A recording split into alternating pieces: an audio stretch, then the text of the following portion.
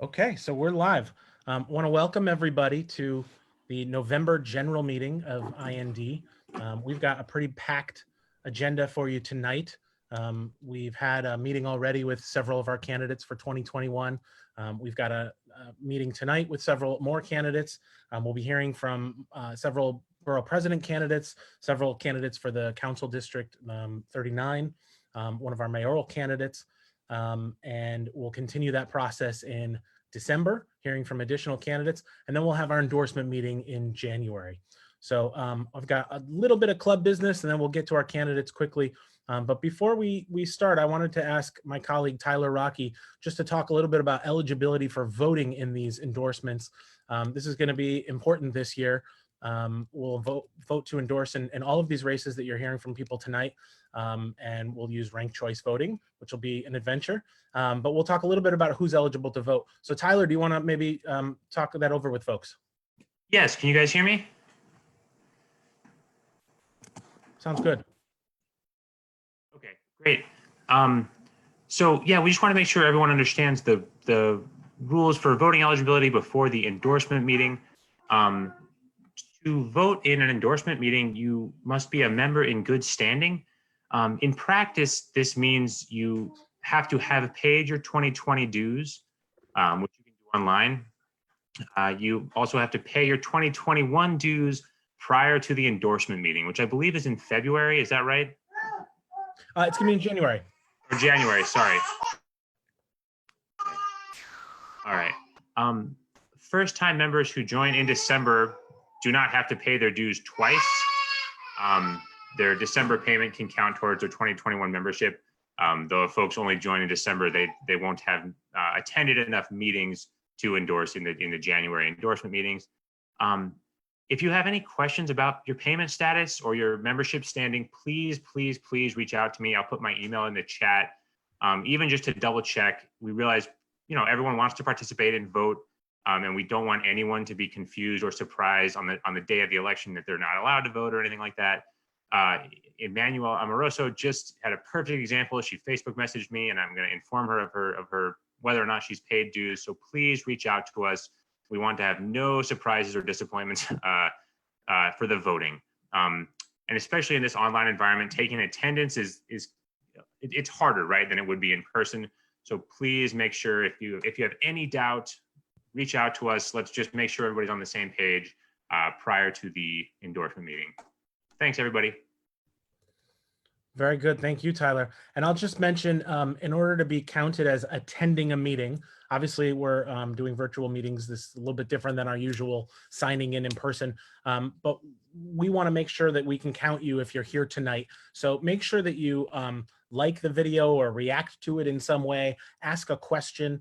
Tyler and some of our other folks are going to be keeping tabs on that, keeping track on it. We want to make sure we capture that you're here so that it counts towards your eligibility. And I'll just mention, in the past, I've said like, oh, this creates a video, you can watch it later. That has proven a little bit difficult for tracking because some people watch the video days after it happened. So starting tonight, we're gonna sort of call a full lid at the end of the night. Tyler and those folks will go through at the end of the night, end of the meeting, see who's been here, who's reacted, and let us know that they've attended, and we'll count that towards your eligibility. So I just wanted to kick off a couple of items of club business and then get to our candidates. One thing real quickly we wanted to get to, our district leader, Jesse Pierce, wanted to give a quick update on some business going on with the Gender Task Force. So Jesse, what's going on with that? Hi, Jason. Thank you so much for having me. I also want to give a quick shout out to Seamus, Alyssa, Kenan, and Danielle for the behind the scenes action that we don't see, but helps make these things go very smoothly. So great to see you all tonight. Just really quickly, I know there's a lot, so I just want to speak about the Gender Task Force. We've been meeting a few times without a lot of fanfare, so totally forgiven if you've forgotten about it. But Josh and I are both on the Gender Task Force. We've met, I think, 5 or 6 times. But the thing I wanted to call out is that we are soon to be scheduling a public forum. And just a reminder, the Gender Task Force was created in order to look at the rules around county committees, specifically designating male or female genders for those seats. I know that this group is very familiar with county committee and the rules. So the task force is meant to understand those rules, and then also specifically, I think, tackle conversations around if it's unnecessarily leaving people out of our political process in ways that we can be more accessible and bring in more diversity to the Brooklyn Democratic Party. And I guess I also want to thank anyone who was a poll worker. The 50-second poll sites were ran excellently this year. Thank you to Joanne Simon, who was forced to spend all day with me on election day as we visited many poll sites to say hello to poll workers and thank them for their service.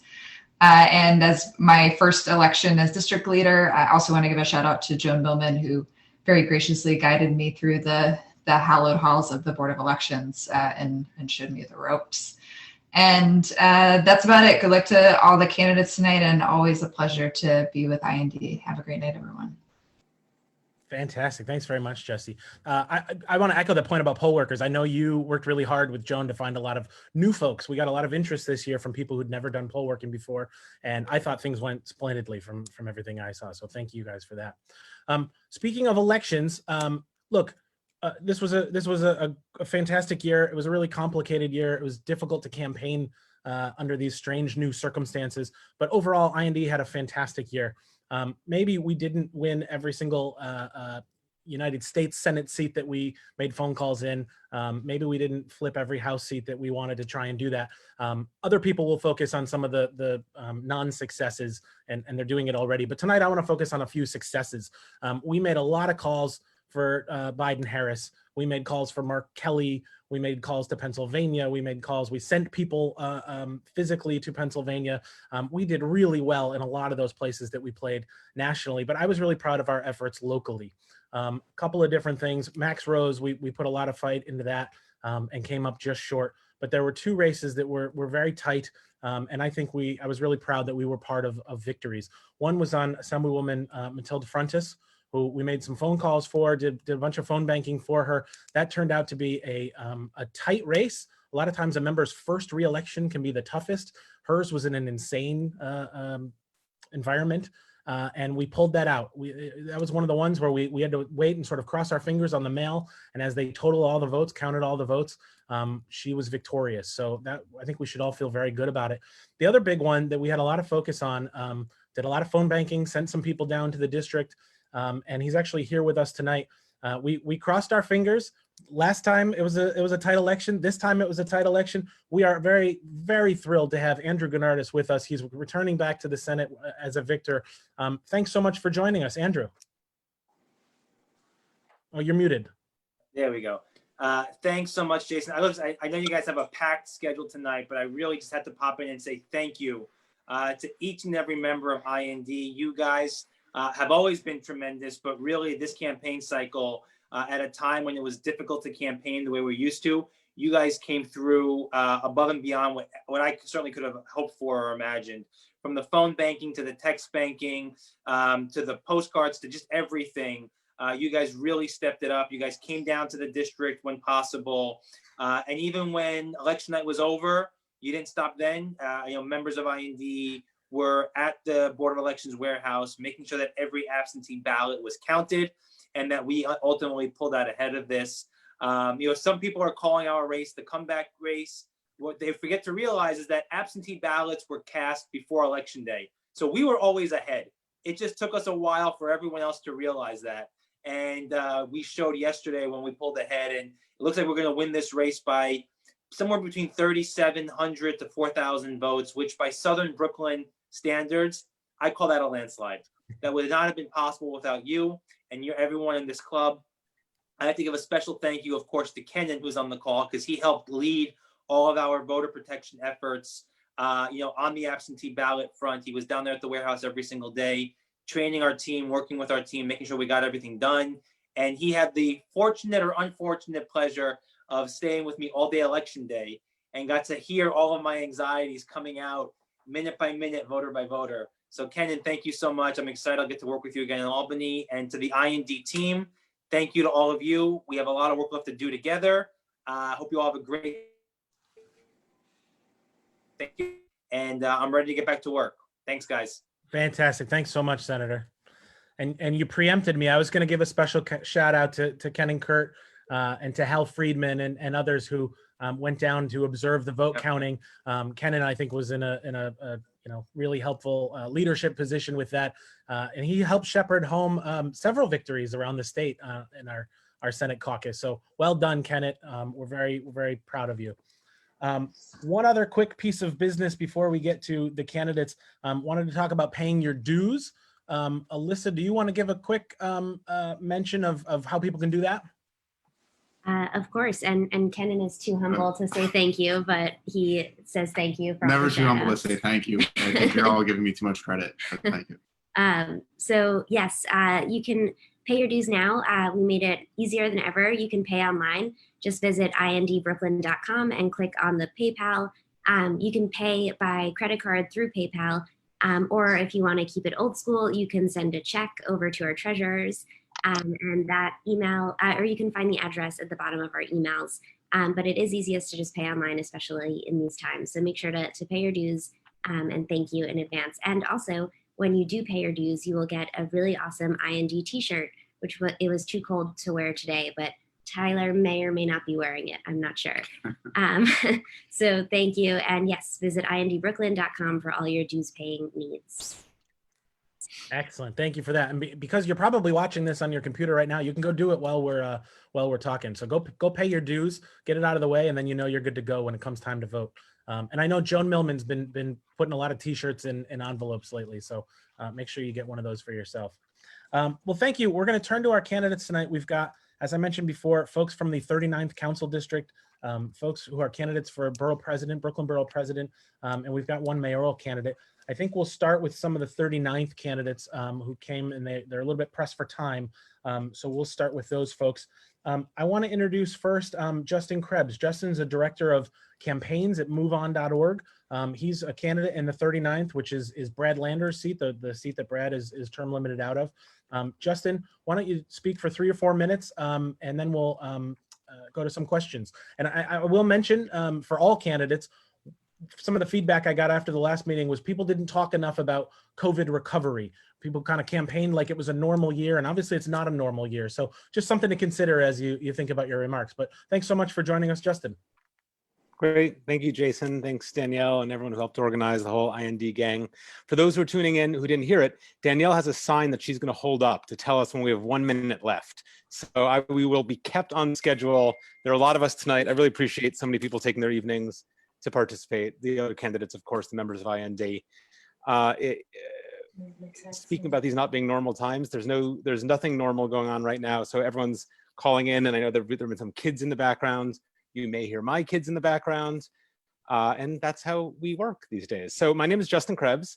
I'm a political organizer, community organizer. I run the national campaigns team at Move On, national organization that does multi-issue progressive mobilizing on everything from healthcare to gun violence to immigration rights to fueling the blue wave in 2018 to impeaching Trump and helping defeat him this year. We have members all across the country. We're a virtual organization that has in-person and real-world impact in the work we do. I'm also a parent of 3 kids in the public schools of New York City. And so as much as the weight of national politics is often on my mind with Move On, so is everything happening every day. So the press conference announcements that we were all waiting for yesterday at 2 or 3 o'clock and how they would affect our family, our school, our neighbors. My downstairs neighbor is actually an art teacher at PS 29. So downstairs is now an art studio where she is virtually teaching the students for the upcoming time. So my family thinks and lives in what's going on with how the COVID world is impacting our schools, impacting economic security and health security and food security of people all around us. A little bit more about me, and then I'll talk about why I'm running. I'm also the founder of a nonprofit theater called The Tank, which for the last 17 years has been presenting new work by emerging artists across discipline: theater, film, comedy, music, mixed media, dance, poetry, puppetry, public affairs events, creating a non-commercial, collaborative, creative, and truly unique venue in Manhattan that has served the whole New York community. Tens of thousands of artists, hundreds of thousands of audience members over the years have come through the tank. All of these different experiences, as a parent organizer, as a cultural organizer, as a political organizer, as someone who's worked on parks and open space and playground issues, on voting rights issues, tie together to why I'm running. I like being an energizing and welcoming and joyful presence that brings people together to get things done. All the things that we want to do to make our city a more vibrant and livable and inclusive and sustainable and equitable place aren't going to happen by fiat. They're not going to happen by accident. They're going to happen because people get together and organize and advocate. That has made the best things in our city, that has animated the changes even that we're seeing today. Before folks came on the call, Carlos was actually talking about some of what City Council passed today, which is the work and the results and the products of advocacy.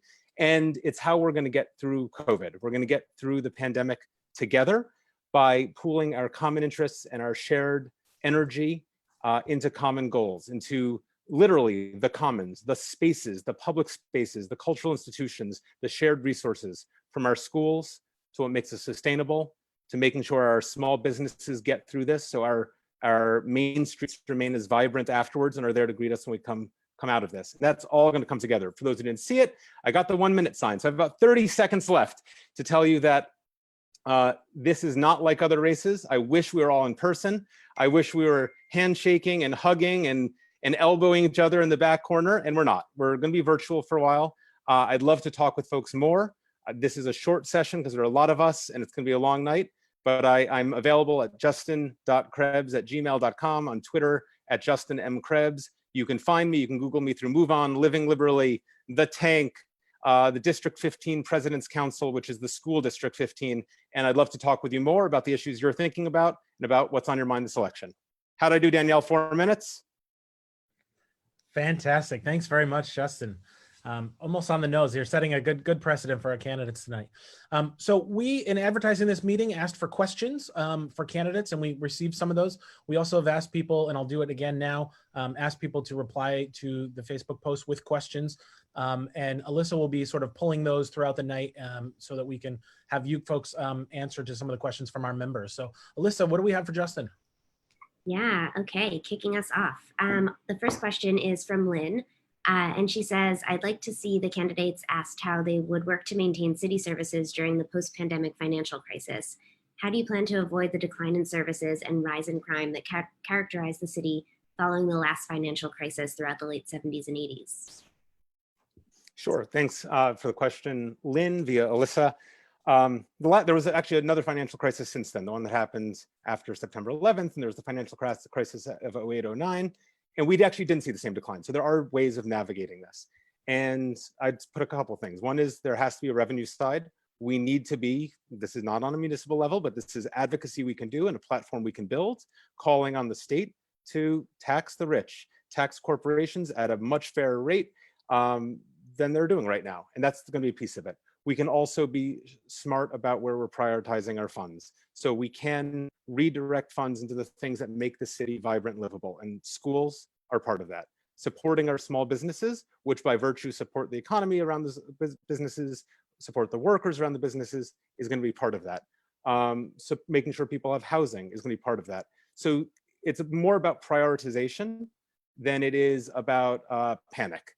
And so I would start by saying, let's look at what we're prioritizing, what we definitely say we want to have, and then also let's bring in more revenue at the same time.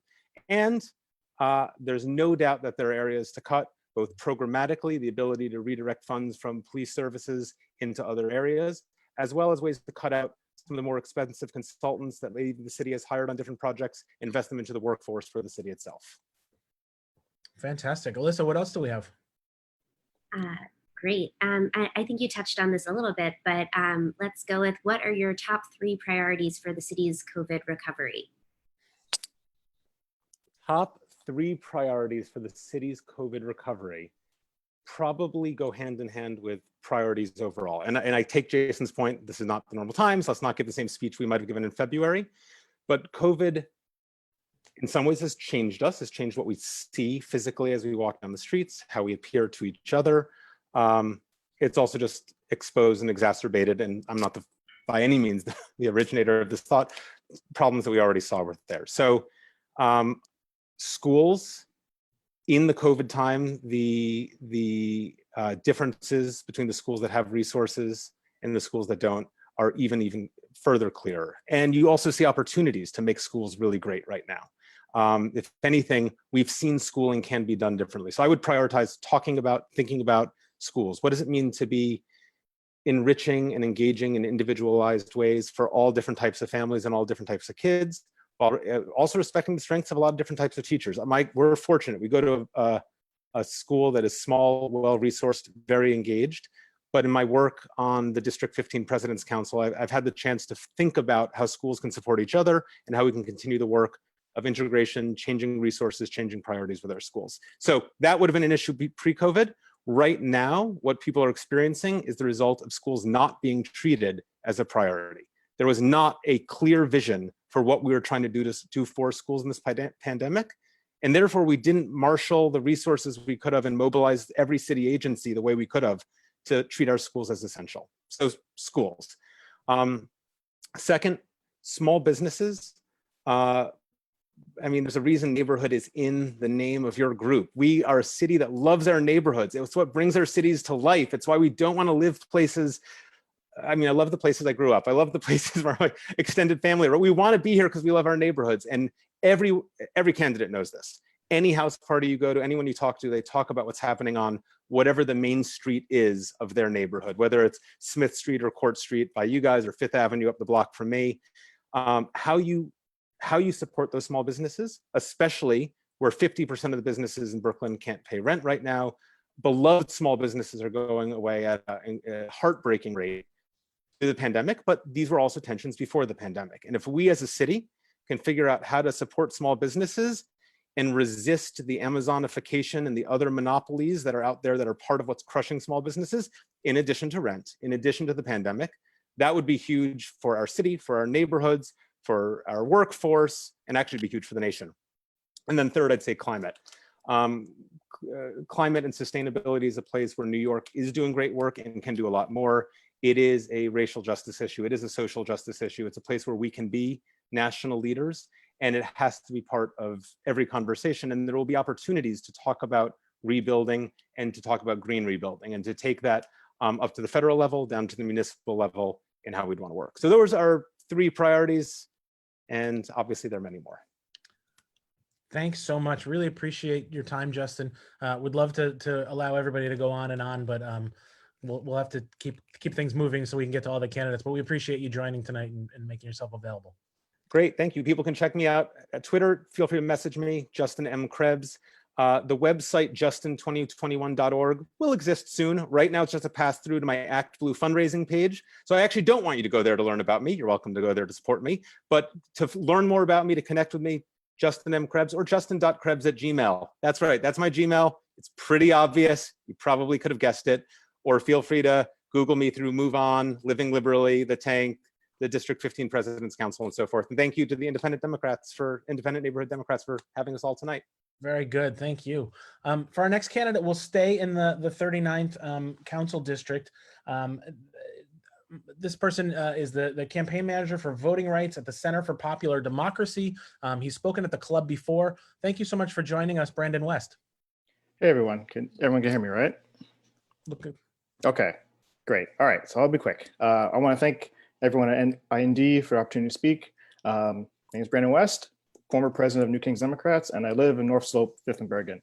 I'm running in District 39 to represent all residents, not just those who have money, connections, and access to power. I'm running for very specific reasons, and this is the movement, the push for them. So I'm running to defund the police and invest in our communities. I'm running to make sure residents aren't displaced by the Gowanus rezoning. And I'm running to build power for workers and the marginalized, especially now since the last 9 months that we've had. For my whole adult life, I wanted to do one thing, which was community organizing, specifically around democracy and building power for Black and Brown people. So that's what I currently do. I currently work at Center for Popular Democracy, where I help Black and Brown grassroots groups build political power. So this summer, I was one of the organizers behind Occupy City Hall, which was by far one of the most challenging and important activities I've ever done. But it feels like forever ago. But I feel like we can't forget, that the people in the streets either through the summer or in general from this whole last 9 months is really a representation of how we're making the case that the status quo doesn't work anymore. But even the last 2 years, I've been even more pushed to get involved. Running for office wasn't always my plan. In the past, I kind of saw myself as a behind the scenes nerdy organizer, but something in me kind of started to change. I'm just like really tired of seeing government or city government fail us and lead us into crisis. I feel like I'm being lied to all the time, and when we vote to address inequality, nothing really changes. I cannot stay behind the scenes anymore because we can do a lot better. So in District 39, a third are people of color, and about 1 out of every 4 households are living on $35,000 or less. And in the schools in the district, 60% are students of color and about 40% qualify for free lunch. So when the city suffers during this crisis that we have, our district suffers too, and it's often unseen. So I think this is a now or never moment, and I want to talk a little bit why I think I'm the best person to lead. One, I'm an organizer.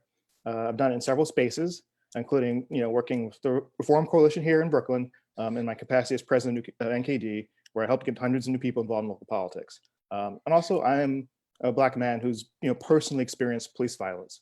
I know that we need to defund the police and shift our priorities to supporting all of our communities in this time of crisis. This is not just policy; it's been my life. And also, I know what it takes to turn these experiences into action. I have a lot of experience and deep roots in public policy. I know the city budget inside and out through working at OMB and City Council Finance, and understand how to make these changes work for all of us, in this process really, really well.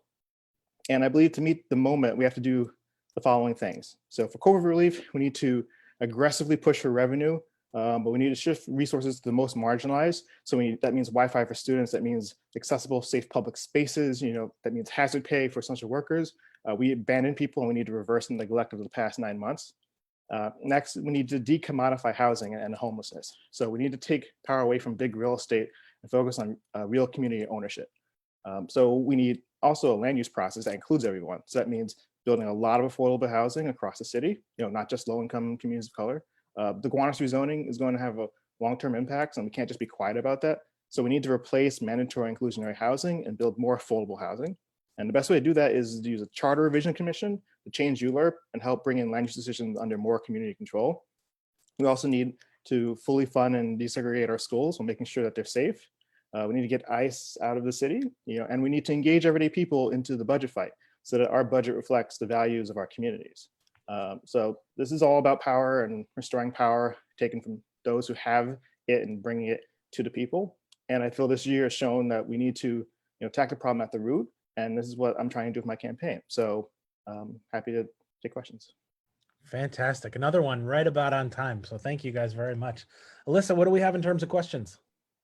Of course. Well, first off, Shafali says, love the bike in the background. So that's great. Love a good background.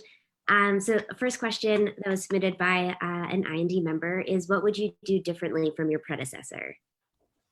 So I think, Brad's done a lot of really great work. I think that a lot of it is really building off of what's already been done. I do feel that housing is a really challenging thing, and we have to think of a context. Like, we're going to have 35, I think, new council members. So the landscape is going to be completely different. And I think that we need to ask for what we want, not ask for what we think we might be able to get politically. So I think we need to really address land use in a very different way. And we think it's impossible here, but when we go on vacation, back when we could, to Paris and Barcelona and these places that have social democrats or more, in office, they've found ways to make housing available to everyone. So housing as a human right is really more of a slogan, and it's not really in practice by policy yet. And I think we need to really push the city in that direction. So I think that while Gowanus rezoning, I think, is the best of the rezonings, I think that we need to start from scratch, in the next mayor, in the next speaker, and next council. And I think really more broad about what that can mean and how we can actually build it for people. Great. And with all that in mind, how do you plan to achieve your policy objectives in a fiscal climate that will be difficult for years to come? Totally. I mean, I think now, we have to focus on the revenue fight. I think we need every grassroots groups, every organization. I think everyone's going to talk about it. We need to be focused at the state level on this, but I think that there is some flexibility in terms of how we manage the budget through the year in terms of like what priorities that we find. But at the scale of the gap that we're looking at, like we can't just say like, oh, we'll just make cuts and move things around in the city. I think there is a larger problem, and I think that we have to look at it at a state level. So I think that that includes rewriting the entire tax code. I think I'm doing a little more research on land value tax. I know that is like a very politically challenging reform, but I think there are a lot of groups that are starting to talk about it as a thing to do. And I think we should be considering and be really open about the type of revenue that we need, because we haven't, like, since the 50s, in terms of the amount of taxing that we're doing nationwide, but also in the state, there's literally a lot at the table. And people said that we make things a little bit uncomfortable for the Amazons. They'll just go somewhere else. And like immediately after we, stopped that project in Long Island City, Amazon bought a bunch of, real estate in Manhattan. So I think there is some more flexibility in terms of how we can get that revenue, and people actually think. Excellent. Alyssa, is there maybe one more quick one? IND members tend to ask very nuanced questions. All right, I'll add one, because I think something you said resonated with me when you were speaking, which was you feel lied to during some of this time. Who are you talking about with that? What did you mean by that? Well, I mean, I think that's really more, to be honest, really the mayor. I mean, I really think that we got a rhetoric about substantively changing, how the city works and how it treats people. And then we got, especially like the exclamation point was really in terms of like the response to the police. And, and we've literally seen brutality, and I've experienced a little bit of it myself physically, but we've seen it, on Twitter, and then the mayor will not even acknowledge that it happens, and this is the same mayor who kind of brought his son out and, kind of tried to talk about these issues. And we thought that we were going to get a nuance and an ability to kind of really bring something a little transformative on that front. And I don't think we got that. So I feel that this is something that resonates around most people. And I think that when you have polls, most people in the city actually support moving funding from the police into social services. I think that that's something that we really need to like make happen. Thanks very much for that. And any of the IND members who were here last meeting, we had Zellner Myrie, Senator Myrie, come and talk about the experience he had firsthand interacting with the police this summer too. So too many of those stories, unfortunately. But thanks very much for sharing that. Jason, before we move on, I just want to let the folks who are viewing at home know that we are on a bit of a delay. So what we say, and then it happens like 30 to 45 seconds. So I'm not ignoring your questions. They're just a little bit after real time. And with that in mind, we have one more question specifically for Brandon from Theo, who asks, will Brandon tackle the HPD corruption where public good is given away under guise of affordable housing? Yeah, so I think this goes again to the larger issue of us thinking about how housing operates in the city. So I think that, there's been this push to kind of move away responsibility from the city and putting in either more private or more like taking it away and having it other people's issues. And I think that though we have this awful like history of under supporting public housing, I think that other cities in the world have shown that it's possible to have housing and the city manage it or own it and it be good and it be for a wide range of people. So I think in general, we should really start from scratch, and that includes every agency that touches, individuals and like people who need homes, and rethinking about it and making sure that we structure it in a way that we can actually start to provide it so that we can control, who gets access, who doesn't, because I don't think the market can give us the right answers. I think like the market wouldn't work for firefighting. We just have that because it's a public good. We need it. And I think we're reaching the same point with housing. The models that we have build housing, but it's the people who need it around $30,000 to $40,000 a year or less, and they have the most housing insecurity. Thanks very much for that. We're going to try to go as much as we can in the order of candidates as they arrive, but I also don't want it to be crazy bouncing race to race. So we did a couple from the 39th. I think maybe now we'll do our one mayoral candidate and then do a few from the borough president's race. And thanks for everybody's patience going forward as we work our way through all these candidates. So as I mentioned, here running for mayor tonight, a council member, currently a council member from a neighboring district, Carlos Menchaca, represents the 38th district, which is Sunset Park and Red Hook and some other areas. Carlos, thanks so much for being with us tonight. Please tell us about your race. Thank you, Jason. And thank you, IND, and everyone listening at home. I just want to say thank you also to all the back end folks that are making the technology work. It's not easy.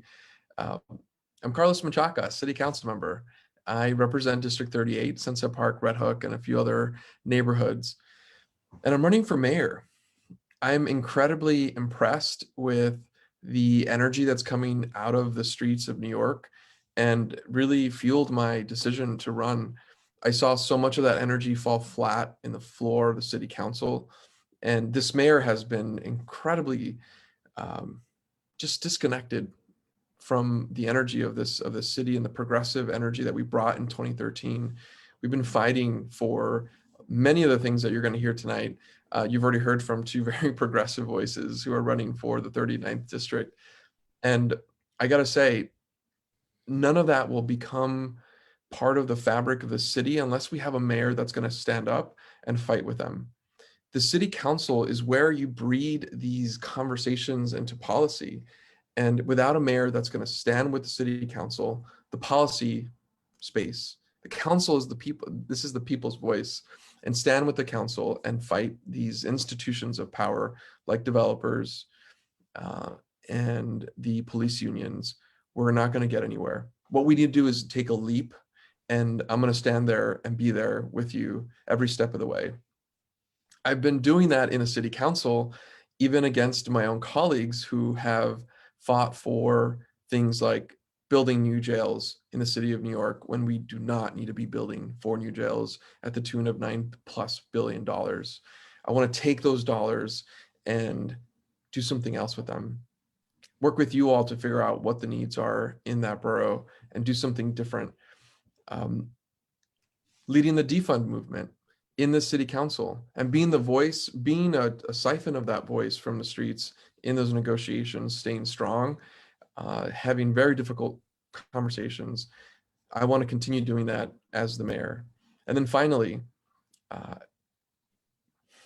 confronting a deference to developers with Industry City and taking 7 years to do the work to really convince not just the immediate local representatives of Sunset Park, but a larger spine of progressive voices to say no, forcing Industry City to back down. So many of the things that were said, and you've probably followed a lot of that, were just lies. And that's what we need to confront. And I'm going to do that as mayor. That's the kind of leap that we need, an alignment from the mayor to the city council to be able to get some stuff done and really bring change. And I'm going to do that. And so I'll stop there.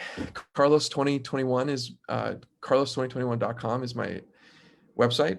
We're building out a whole bunch of issues that'll come soon. Sign up, and I look forward to connecting with you, organizing with you, and organizations like IND really provide an opportunity to build an engine, and that's what I'm going to need. I just started this race. I'm going to need an on-the-ground engine to get the word out.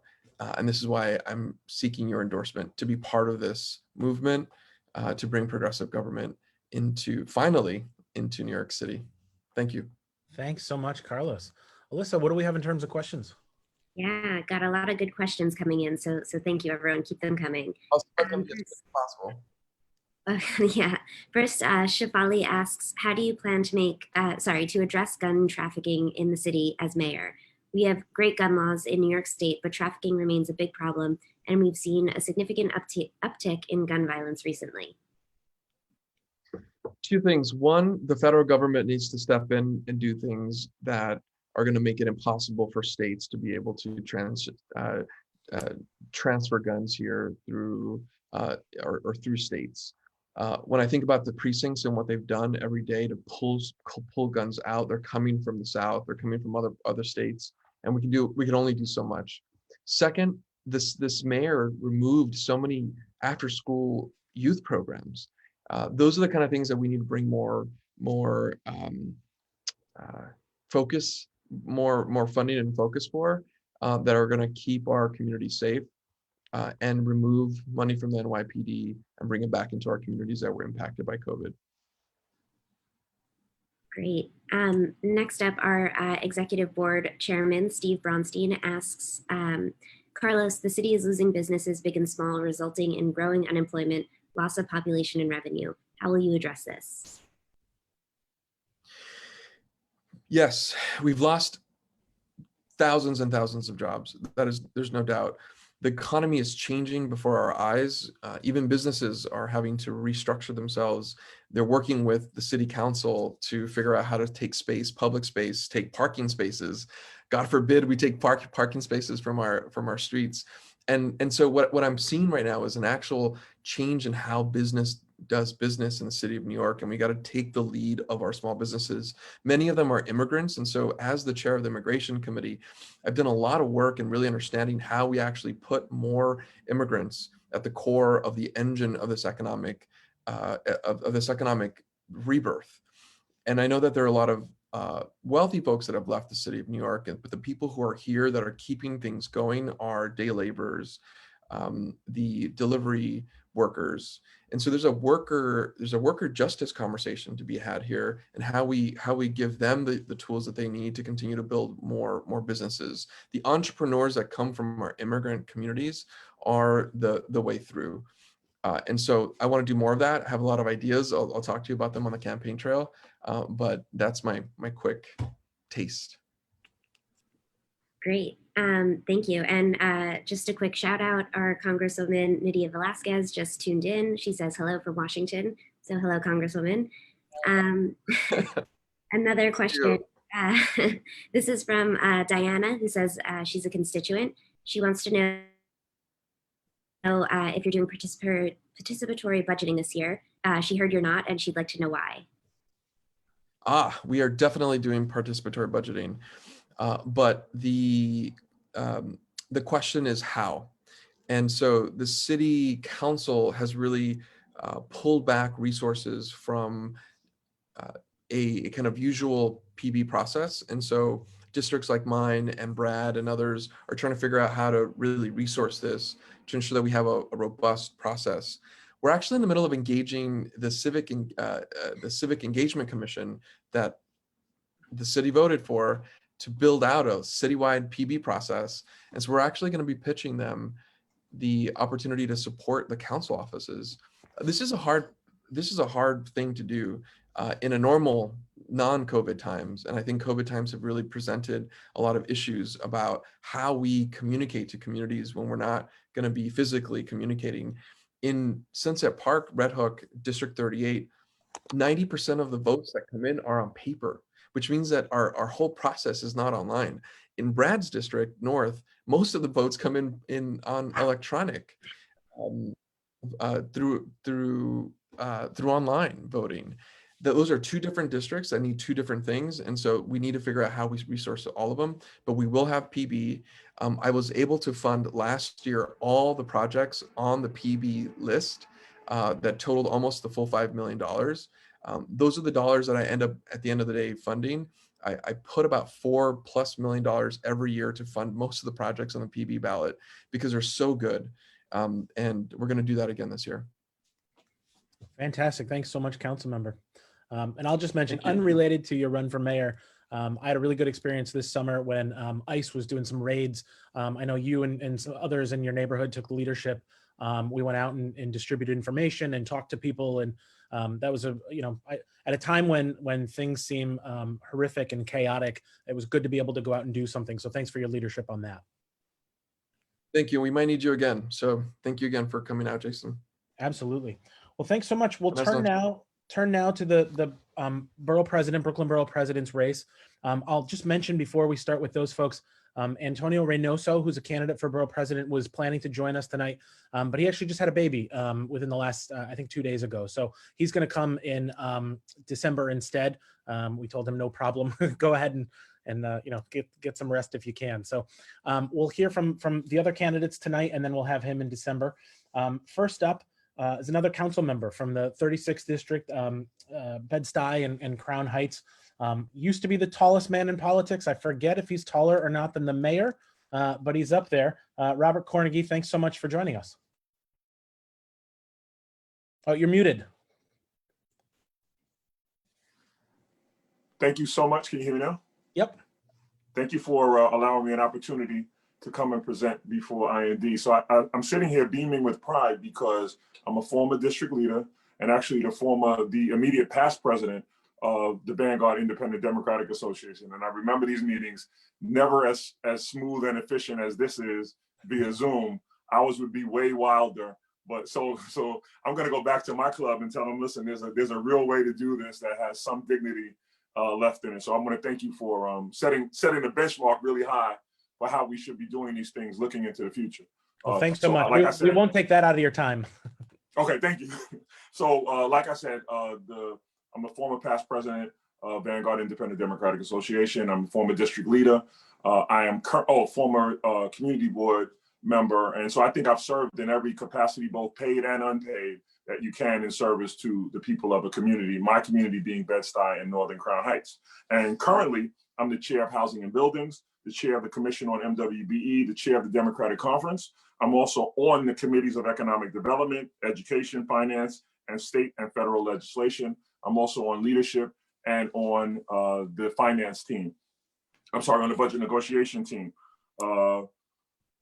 I am, more importantly, don't tell my kids I didn't say this first, I'm a father of 6 wonderful kids. I've had a child in every facet of the Department of Education school system. I've had a child who's gotten his GED when it was called a GED. I've had a child in gifted and talented, a child with an IEP, and 3 children that have gone through the charter system. So I'm very acutely aware, for better or not, all of the way that the DOE operates especially for our communities.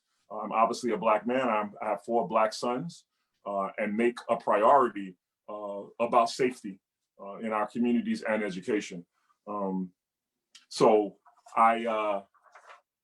like I said, I serve in all of those capacities, but I think I have a very nuanced approach to the borough presidency. I'm the former chair of small business, and like I said, the current chair of housing and buildings, which I think makes me uniquely prepared with pivoting and shifting the city and the borough forward. Oftentimes my daughter will tell me, I'm going to give her full credit for telling me that you have to skate to where the puck is going to be.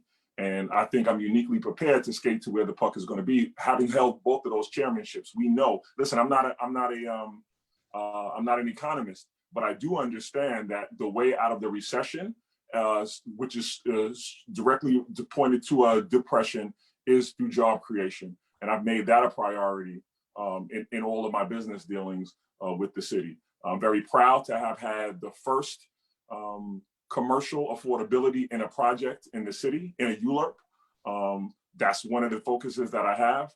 I work diligently in my community to create an environment where we could progress in small businesses by having what we call here our 6th year of a shared economy weekend, which is where we marry app-based transportation companies, Uber, Lyft, Zipcar, City Bike, Bird scooters now coming back online with brick and mortar businesses. So on Friday here in Bedford-Stuyvesant, we have those app-based companies deliver patrons directly to bars, lounges, and restaurants. On Saturday to retail outlets, and on Sunday to cultural institutions. The reason I bring that up is because it's that brand of nuanced leadership that I think is going to take the marrying of emerging economies to what we already have existing in our brick and mortars is going to create an environment of revenue for both the app-based companies as well as brick and mortars. And that's part of my platform. So thank you for allowing me to share just a brief description of what I've done and what I'd like to do as borough president.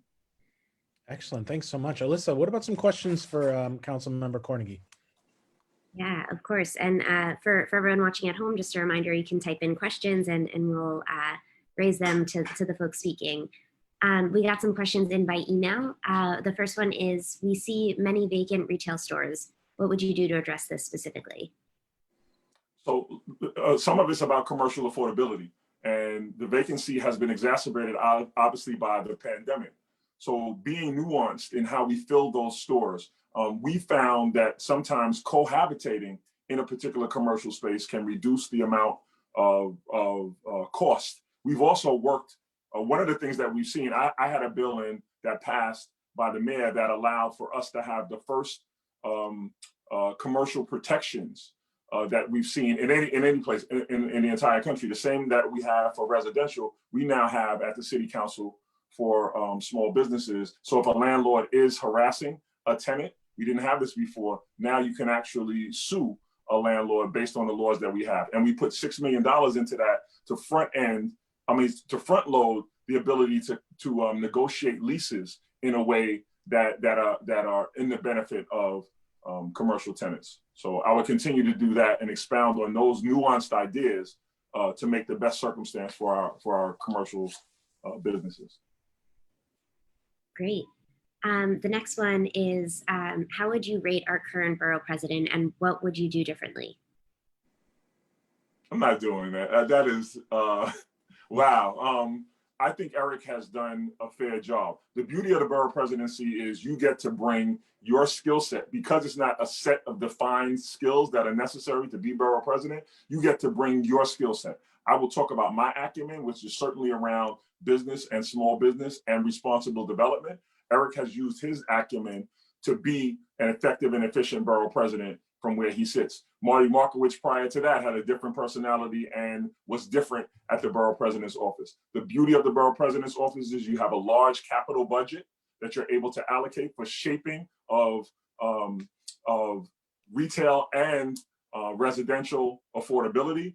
And you also have a giant bully pulpit. So I think Eric has brought his skill set and done a decent job. And I intend to do the same with my acumen around business, job creation, and entrepreneurship development. Great. So the next question is from Mohammed, and he asks, we see a delay in supporting street vendors and fixing the outdated vending system. As a borough president, how would you address this issue and offer support to the smallest businesses in New York City and Brooklyn? So we understand that while vending has been an outlet, especially for our veterans, and opening the process has allowed more veterans to be able to vend, we do know specifically that vending outside of particular businesses is a serious problem. And we're working now. I'm working now to make sure that whether it's proximity to the business, whether it's following different guidelines, that we share the streets and that we don't impede on brick and mortar businesses who are already suffering tremendously. So while I do support vendors and the ability to vend, there have to be specifics put in place so that it doesn't impact negatively our brick and mortar businesses. And we're working at a council to do that right now, and I'm part of that team that's doing that. Maybe one more question, Alyssa? Sure, we got a quick one from Lucy. She asks, Councilman, are you taking donations from the big developers? I have taken, people have donated to my campaign. I don't know if they're big developers, but it has not impacted at all my decisions. There's no person who's donated to me that has had a project in my district or in front of me in the city of New York. I support responsible development, for the record. Thanks very much, Councilman. Appreciate you being with us. Robert Cornegy, candidate for borough president. And I'll give a quick shout out to the street vendor project. I think, Mohammed, that we got the question from.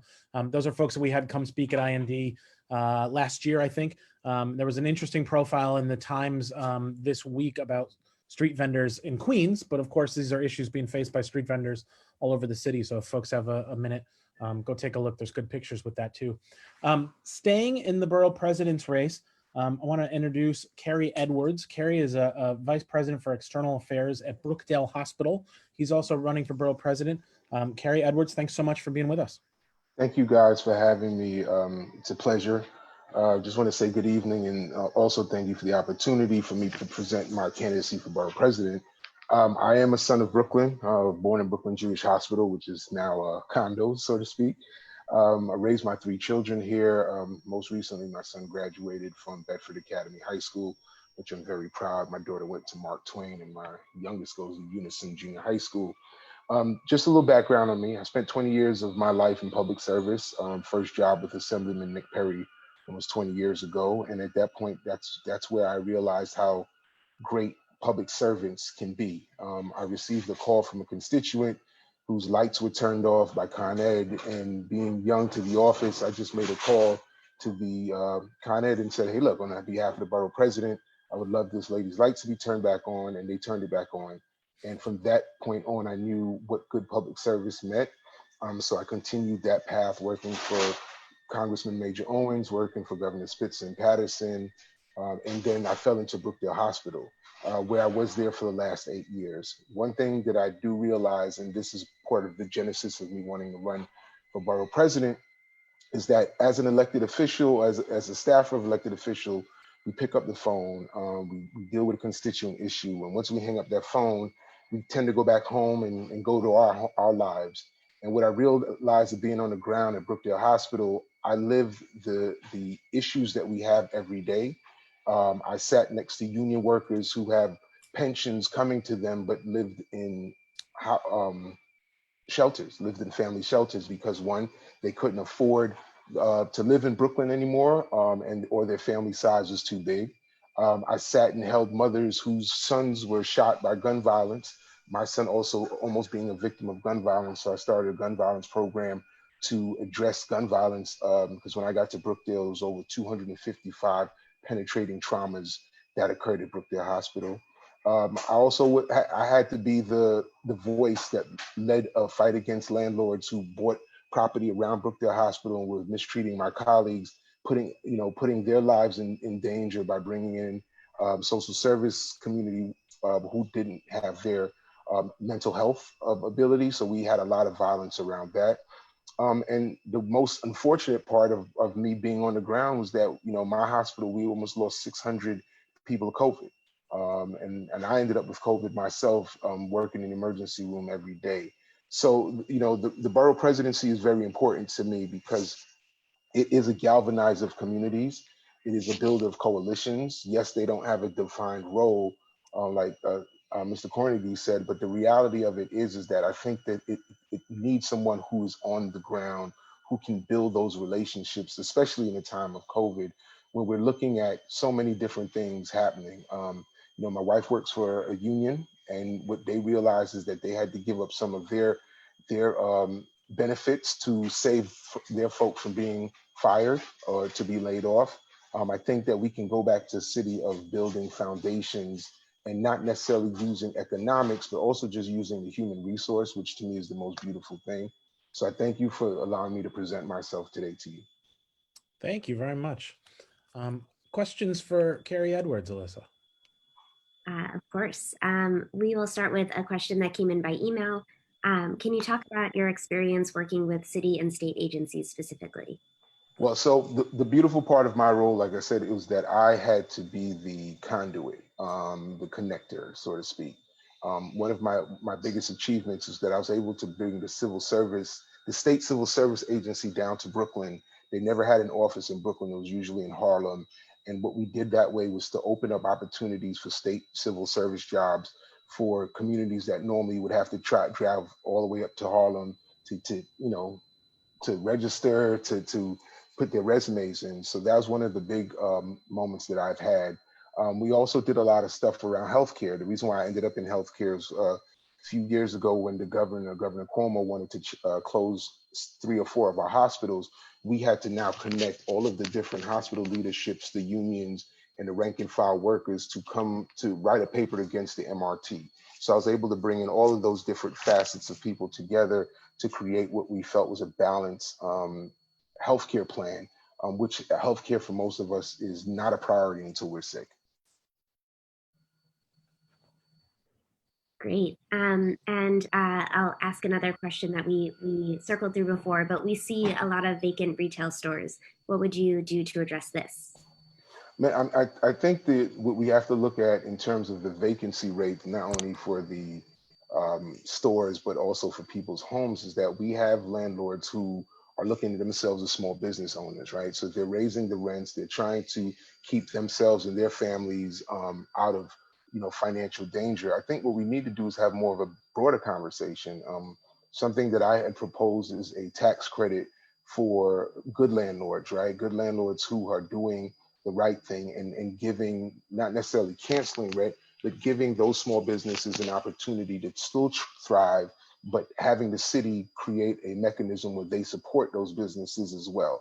And that's the same piece that I have with my housing plan as well. I don't want landlords to kind of evict folks because they feel if they have to do bathroom repairs, they have to raise the rent. I think that it's time that the city steps in and does that. And as borough president, the land use and the zoning will help a great deal, I believe.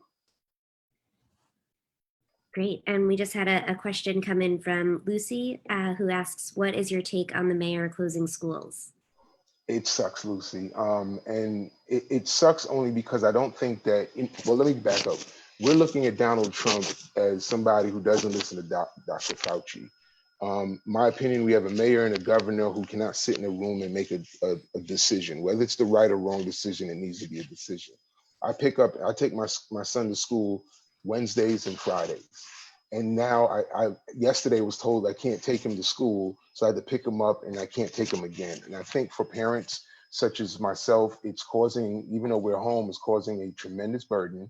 I was actually over listening to young men who were late for work today because the fact that they closed schools, he couldn't get childcare.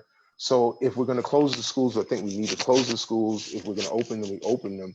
But I also do think that the 3% increase in COVID cases, we have to find out exactly where those things are coming from and address those things directly, because I think it's causing too much confusion with everyday folks. Fantastic. Thanks so much, Carrie Edwards. And thanks for that question, Lucia. We want to shout out all the parents who are dealing with this sort of chaos and uncertainty along with that school decision, and all the teachers too. I know we have teachers, members of our club and who are involved who watch these, and I know things are not easy for them. So hang in there, guys. Maybe we'll jump back to our remaining candidates for the 39th here and then return to Borough President to close out the night. But we've got 3 more candidates from the 39th Council District. That again is the seat that Brad Lander currently occupies. I want to speak next to Bridget Rain. Bridget's the government liaison for UFT, for United Federation of Teachers. I saw at the mention of union before, she was nodding along, so she's very much on message at all times. Bridget, thanks so much for being with us, and please tell us about your candidacy. First of all, I want to thank my president, Jason Shelley, and Tyler Rocky, who's always my rock, and all the members of IND. I want a special shout out to my leader, Joanne Simon, Josh Scholar, Jesse Pierce. I am in awe of you and the work that you do for my community. So a little bit about me.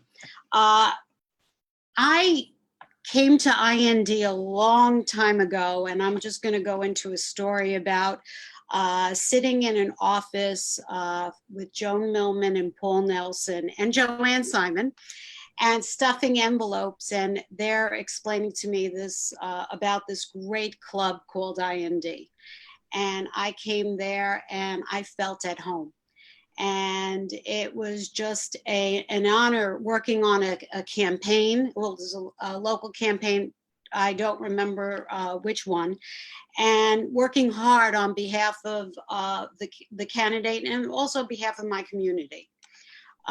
Community is the essential piece and part of my campaign. I was born and raised in Brooklyn, New York. Went to public school. PS 199, Huddy Junior High School, and Murrow High School. I went to all public colleges. I went to Kingsborough College, I went to Hunter College, and I went to College of Staten Island. So I've been a member of New York community, and I've been a Brooklynite my whole life. I'm a teacher. I'm an educator. I was a teacher for many years. I became a teacher. I worked very hard in Flatbush. I worked for a school, PS 109, and we were put in a very bad situation. They opened a school in a warehouse, and it was the old Emmagers warehouse. And there was no representation at the school. I became the chapter chair, which is for those folks in TV land or Zoom land. I'm the union rep. And I became the union rep, and I decided I needed to represent my community, my school community. And I worked very hard, and I got a school building built on Flatbush Avenue, in Farragut Road. And now my community at PS 109 has a school building with an auditorium, a gym, and a playground, something that they were missing for a very long time. So I dug in deep, and I tried to get the materials needed to get this school done. And then I went to my local political officers, Yvette Clark. Oh, I have the 1 minute. And so I want to say this. My candidacy is that I'm community minded and I want to do right by my community. So I'm planning to build 2 high schools. I'm a member of CB6. I sit on the education committee. I'm also a member of the, I attend CEC 15. So I talk about schools so I can work on getting 2 high schools in the district. I am also interested in providing relief for small businesses. I'm also joining forces with not joining forces, but admiring Joanne Simon and her Gotham Gazette piece on the Gowanus rezoning. I believe that it's been done wrong. And I believe that community voices haven't been heard. And that's why I'm going to be doing the best job I can for the 39th. Thanks very much, Bridget. We've got some questions for you. I think Alyssa's probably got them lined up. Yes, of course, but please keep them coming, folks out there in TV land. I like how you phrase that. The first one we'll go with from Shafali, who asks, do you think all New York City schools should have been shut, or do you think the district superintendents should have had more say? Well, I'm just going to tell you, being in the background and seeing what happened. Let's start from the beginning. When in March, we closed down the schools. And my boss, Michael Mulgrew, who I appreciate so much, he spoke very loudly about the schools, about what are we doing about reopening. And they worked out a plan of doing remote, a couple of days remote, and then a couple of days in person. And there was a plan that was decided upon parents, teachers, union reps, and DC 37 was at the table, CSA was at the table, UFT was at the table, parents were at the table, and the city was at the table. And they said if it came to 3%, that we had to close schools. And I believe that that was the way that we had to do it. We had to listen to the doctors. We have to think about the safety of the children. We have to think about the safety of the teachers, and we have to think about the safety of our whole school community, the custodian, the crossing guard, the cafeteria worker. Everybody is in play. And that's what we needed to do. And I think that what the mayor did was the choice he had to do. We went to 3%, we had to close. Another question, Alyssa? Yes, let's see. How do you plan to achieve your policy objectives in a fiscal climate that will be difficult for years to come? Very good question. I got to tell you something. COVID has hit us in the heart and in the pocketbook. For me, I lost my mother in a rehab center, and that was due to COVID, and that's a tragedy of the heart. But the tragedy in the pocketbook is the worst tragedy of all. People have been losing their jobs. People are hungry. We're going to have Thanksgiving dinner. I know that there'll be people sitting around the table with not much out there to serve. And I think what we need to do is something similar that we did for the 9/11 victims. We need to have a COVID victim act. We need to support our COVID victims, all of us. That means the people that had COVID, the people that are suffering with COVID, the families that lost family members with COVID. And I think that we need to support those people by having a COVID, like the 9/11 health, the World Trade Health Commission. We need to have a COVID Health Commission, which provides funding from the federal government. And that's through also, let's say a big plug, we got to pass the HEROES Act. If that does not get passed, we're in deep doggy doo-doo. Alyssa, I got a question texted to me, which isn't the usual route, but that's fine. Okay. Steve asked, what was your opinion on the protests this summer and the mayor's handling of the protests? I'm just gonna say something about the protest. I want to say that I couldn't attend the protest. I was dealing with my own family issues. I'll say something about the need for us to talk about the anger that we have. And we have a lot of anger, and we need to work together as a community to try to solve the problems of, yes, we have to solve the problems of what are we going to do with bad police officers? We got to fire them. They automatically fire them. And I say this in public, and I've said this again and again. If you're going to cause harm to community members, fire them. My boss, Michael Mulgrew, I listened to him carefully. He's talked about bad teachers, and he said, if they're bad, we've got to get rid of them, fire them.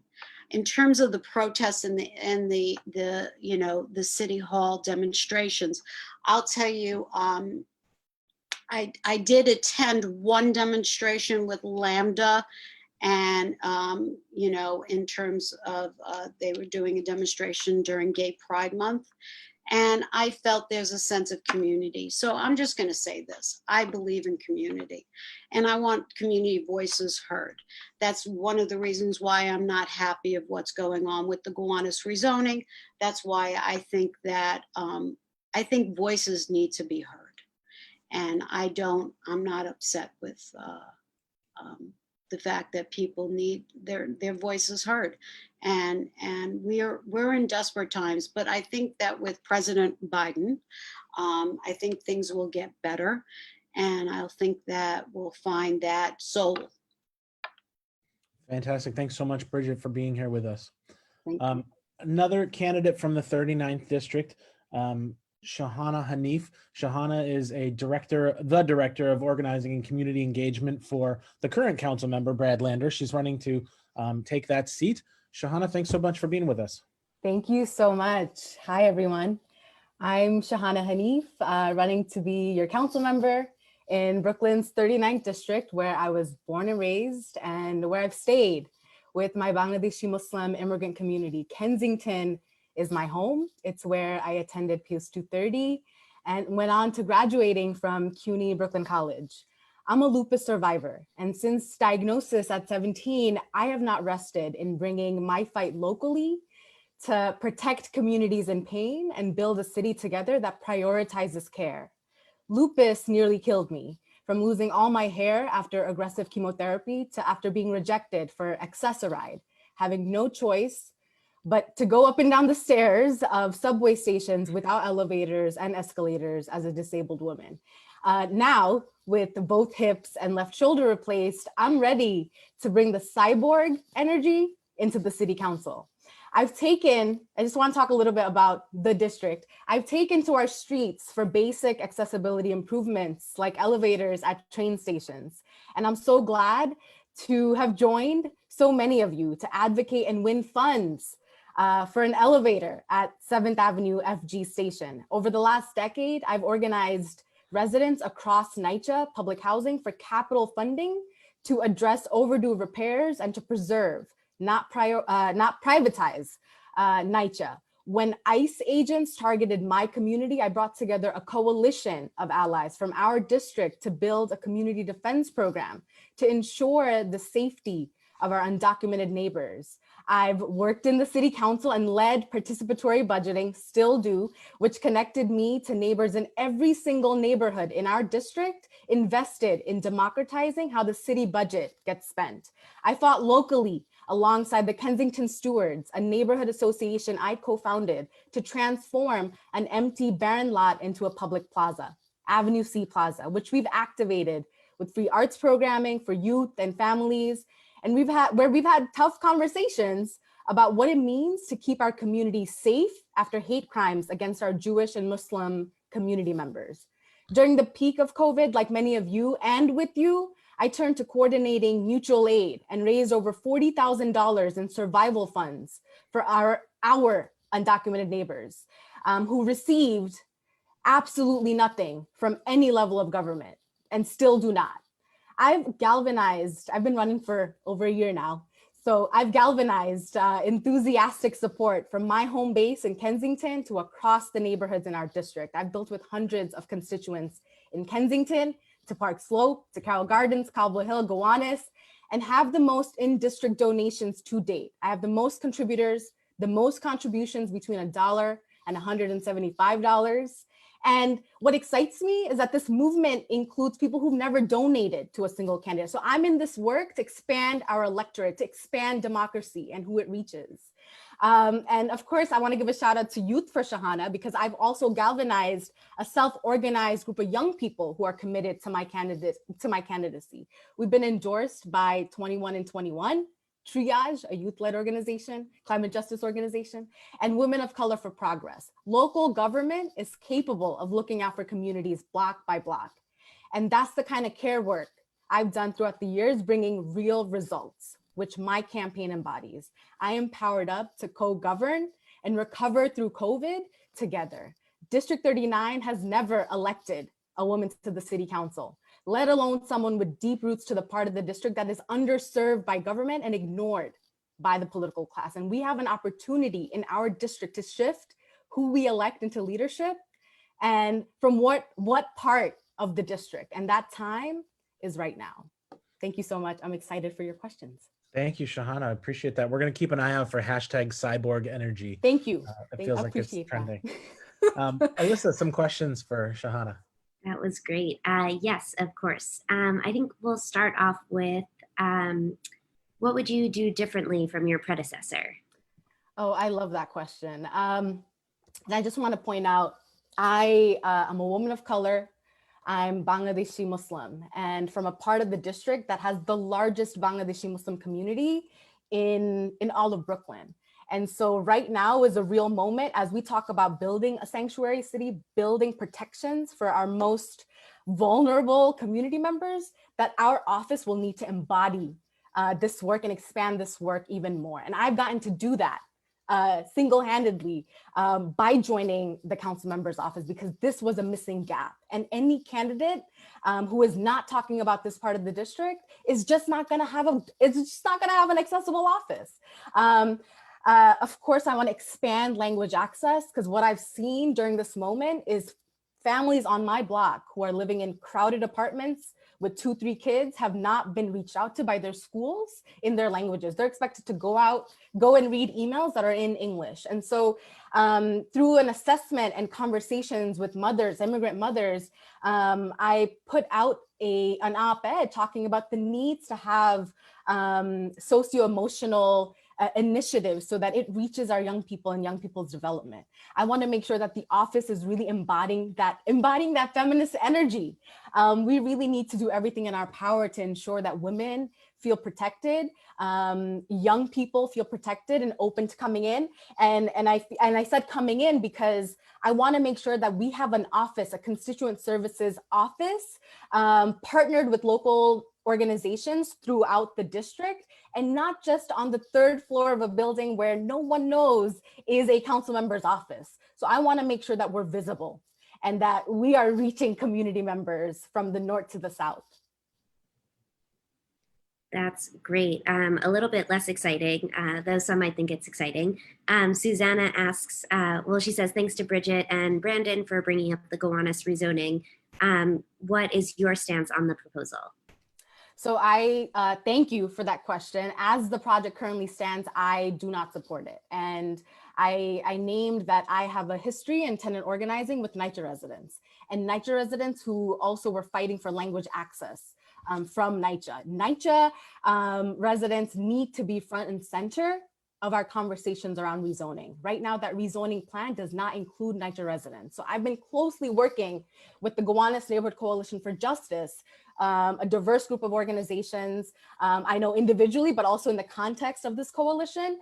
And to even consider this rezoning, I need to make sure that funding for repairs are there for NYCHA buildings, because right now there's no promise or guarantee. And I hate to have a rezoning conversation and put in a demand for NYCHA, because NYCHA should be fully funded regardless of any rezoning plan. And that's not what our city is committed to. So I want to make sure that communities that will be harmed are front and center of this conversation around how we build and how we protect communities. Because right now, with no rent cancellation, we are going to experience displacement in ways that we've never seen in our city. And so this city will first and foremost need to commit to NYCHA residents. And I just want to add, rezonings, including Gowanus, and although the context of Gowanus is a little different because it's in a whiter, wealthier neighborhood, don't take into account the voices of local community, and especially Black, Indigenous, people of color, and working class immigrant communities, because we don't make those meetings accessible. And so I want to see a world in which community boards are fully language accessible, where there's childcare, and where the meeting times meet the needs of the people who could show up. So there's a lot to do here, and I'm hungry for that, because we could do that together. The city council could do that. Great. Oh, sorry. Do we have time for one more? Absolutely. I was going to say, how about one more for Shahana? Okay, awesome. So with all of that in mind, how do you plan to achieve your policy objectives in this fiscal climate that will be difficult for years to come? Yeah, that's real. We got to tax the rich. So this is going to be a moment of not just thinking as an individual council member or as an individual body of a city council, but how we are co-governing with our state legislature. And if we can't do that, we will not get through what's to come in our city. And of course, I support defunding the NYPD. That is the only way. That is the only way that we are going to achieve a reinvestment to our schools. We're talking about schools this entire week because what the mayor has done and the chancellor have done has shown us empathy and apathy. Apathy toward young people. We abandoned young people in our city. So I really want to see a reinvestment and out of policing into schools and civic engagement opportunities like participatory budgeting. Right now, in my district, I'm leading participatory budgeting because we need New Yorkers to tell us what we need to see reinvestment in. We need to democratize how we spend the budget in the council member's office. So there's the local goal and there's the larger goal. And I'm excited to take that modality forward, because I think so much is possible right now, because I've seen young people using Ocean Parkway to do remote schooling. I grew up here, never even imagined young people would take to Ocean Parkway to study together. So we're seeing creativity by young people, and that creativity should teach the city to invest in Wi-Fi, to invest in the things that our young people, our families, immigrants have needed all along. So I'm hopeful for what's to come, and I want to make sure that we are doing this together. Thank you so much. Appreciate you being here, Shahana. Appreciate it. Thank you. Our last candidate in the 39th district is Doug Schneider. Doug is an attorney. He's also the district leader in the 44th Assembly District. He's running for the 39th district. Doug, thanks so much for being here. Thanks a lot, Jason, and thanks a lot, everybody, for hanging in there. I think I'm the last candidate in the 39th to speak today. So just I hope you hang in there a few more minutes. As Jason said, I'm Doug Schneider. I'm running for City Council in the 39th Council District. I am a civil rights attorney, a criminal defense attorney, a community activist, but most importantly, I am husband to Joni and father to two kids, Micah, who is turning 7, and Evie, who is 3. And my parents raised me to believe that the most important values in life were commitment to family, service to the community, and compassion for other people. And to this day, those are the values that drive everything I do. They are the reason why I volunteer in the community, why I became a civil rights and criminal defense attorney, and why my family will always be the most important thing and my top priority, regardless of whatever job I have. And I'm running for city council because we face tremendous challenges as we try to recover from COVID. And I believe that my lived experience and my depth of knowledge on the issues that I think will be at the forefront of the next council, it makes it the right time for me. And speaking of what those priorities are, I think that the overarching issue is obviously going to be economic recovery from COVID, but that will also influence every single other decision that we make. And I think the big three are what I call schools, sidewalks, and civil rights. And when it comes to schools, in my family, I'm the one who left the workforce to handle remote learning. And I've seen firsthand that remote learning is hurting our children, and it is leaving children behind. And that's why I know that we need to reinvest in our schools to bring our schools up to 21st century standards. We need to invest in supporting and protecting our teachers, but we also need to invest in our students, because we are going to have to play catch up with them. They are hurting in terms of their achievement, and they're hurting in terms of their mental health. And when I mentioned that in my family, I'm the one to handle remote learning, and I'm the one who has left the workforce. But the reality is that the overwhelming number of parents who have left the workforce have been women. And we have focused on policies like paid family leave with additional time off, whose purpose is to keep women out of the workplace and compensate them for the ability to stay home. And that's a reverse incentive. Instead of that, we need policies to, wow, 3 minutes went fast, policies to get women back into the workplace. And I think that COVID has created opportunities, especially when you think about our streets, and you look at the creative use of our streets, turning open streets and play streets, restaurants using streets for schools. And it creates an opportunity to rethink how we use our streets. And the reality is, in the 39th Council District, we've seen an epidemic level of traffic violence. We have seen too many funerals for children killed by traffic violence. Ocean Parkway is a death trap. And we need to implement policies to fix dangerous road designs, to slow down traffic, to protect pedestrians and bikers. And so at the end of the day, I think the reason why I'm going to be an effective council person is because every decision I make is informed by my life experiences. And I think that on day one, we need somebody who is ready to take on the challenges of COVID recovery and to rebuild our communities to be better, to be fairer, and to be more just. So thank you. I hope I got in under the nailed. You're like 5 seconds late, so that's perfect. Well done. Alyssa, how are we doing on questions? Great. We have some from reserve from the email, but always happy to take questions live. So folks, I hope you're not tired of asking these great questions. Keep them coming. I'll kill time for a second to let those people ask, and I'll just mention Doug saying hang in there. I hope people are still, we've been over 70 viewers, 70 to 85 viewers the entire time, and we're still there. So I will first say thank you to everybody for hanging in there, and fear not. So how about some Me questions? too. Cool. So let's start with what you would do differently from your predecessor. I think that, Councilman Lander has been an incredibly effective council member. I think he has tremendous achievements. I think that he has been the standard bearer, for progressive values. But I'm a different person. I have a different approach. I have different priorities. But at the end of the day, all I can do is hope that through my own style, through my own priorities, that I can be as effective as he was and carry on the legacy of the 39th Council District of making positive and progressive change. Great. Sorry, stuck on mute.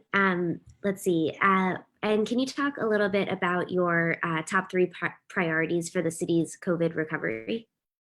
Yeah, absolutely. So I think that when we're talking about COVID recovery, first of all, I think we're talking about schools, right? Which I already touched upon earlier. I think that we're talking about, in addition to kind of returning to the workforce, I think we're talking about protecting small businesses. And I think that there's a number of ways to do that. And reality is we're going to have to do multiple. But I think the two that come to me first. Number one, we're going to have to do something to control the number one contributor to business expenses. And I have a small law firm, just me. I run a small business. I represent small businesses in the district, and I know how thin the difference is between success and failure. And we place all these burdens on our businesses in ordinary times in terms of regulations and excessive fines. And in the COVID environment, we're going to have to walk back from our culture of fines to reduce burdens on businesses. But we're also going to have to come up with a way to control commercial rent and incentivize landlords to work with their tenants, their commercial tenants, to keep them in the space, because small businesses are both the lifeblood of our community, but also the lifeblood of our New York City's economy. Maybe a final question for Doug? Sure. Let's revisit the Gowanus rezoning plan, since that seems to be a hot topic in the comments. What's your take on that? You know, I think that that Councilman Lander's plan and his approach is getting us close to where we need to be.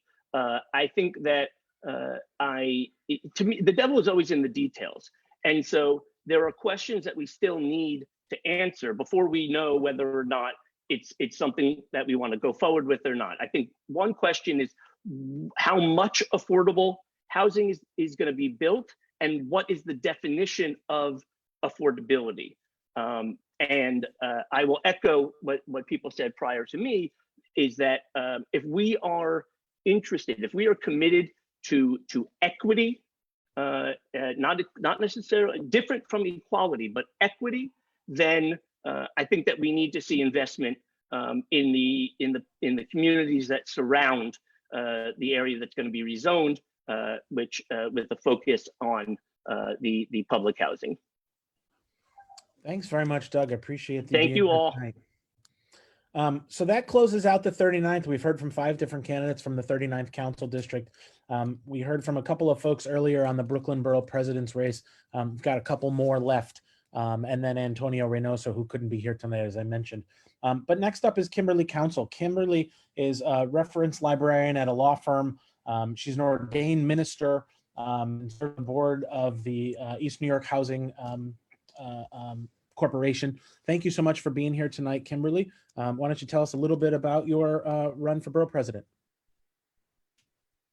Thank you so much, Jason, and thank you everybody who is here tonight, and to everybody who is watching on Facebook. My name is Kim Council. As Jason shared, I am an associate minister at Berean Baptist Church. The church was founded by abolitionists and freed Blacks in 1850 in Brooklyn. I'm also a reference librarian at Sullivan and Cromwell. I've been there for 22 years, researching the law, have served also as president of the Law Library Association of Greater New York, have served on the board of the Berean Community and Family Life Center, which is the nonprofit arm of my church, and for the past 2 years served as the executive director. Through my work in the community, we built over 900 units of affordable housing in East Brooklyn and in Crown Heights. We also have senior housing in Brownsville.